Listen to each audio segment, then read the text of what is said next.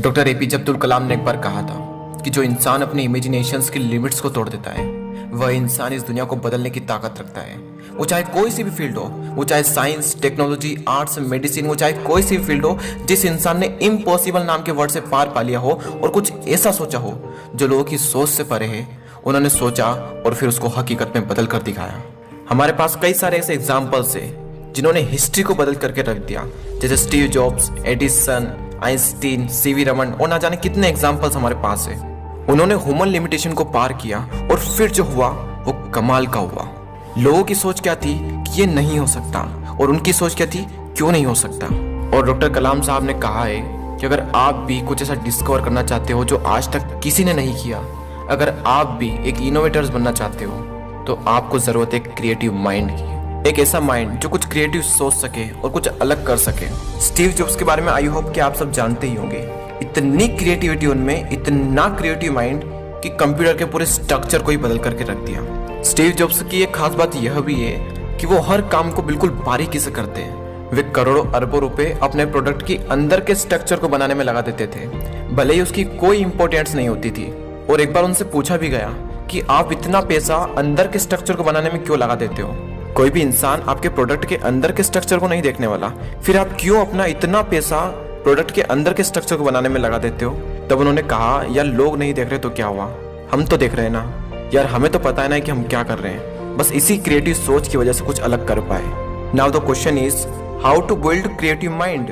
कहाँ से आएगी क्रिएटिविटी? डॉक्टर कलाम साहब ने इसका आंसर दिया है। वो कहते हैं लर्निंग गिव्स यू क्रिएटिविटी।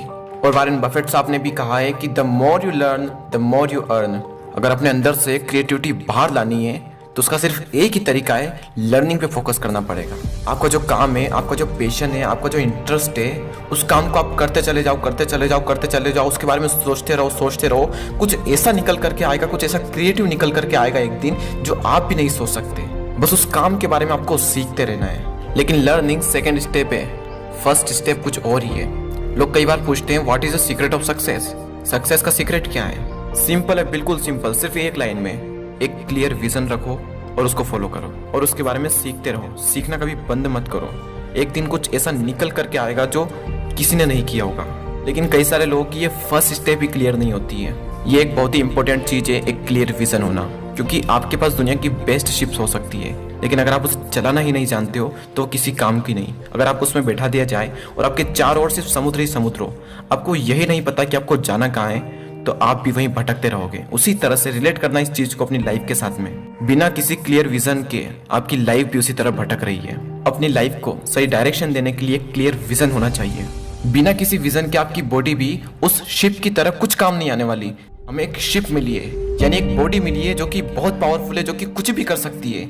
और हमें एक समुद्र मिला है, यानी एक लाइफ मिली है। अब ये हमारा कर्तव्य है कि हम अपना एंडिंग पॉइंट ढूंढें, अपना विजन एकदम क्लियर रखें, ताकि हमारी जो ये बॉडी है, जो माइंड हमें मिला है, ये कुछ काम आ सके, कुछ ऐसा डिस्कवर कर सके जो आज तक किसी ने नहीं किया। और वो किसी ने क्या खूब बात कही है कि जीत की खातिर जुनून चाहिए, जिसमें उबालो ऐसा खून चाहिए। यह आसमान भी आएगा जमीन पर, बस इरादों में जीत की गूंज चाहिए। दोस्तों, आज की इस वीडियो में इतना ही। आई होप कि मैं जो आपको समझाना चाहता था आप समझ गए होंगे।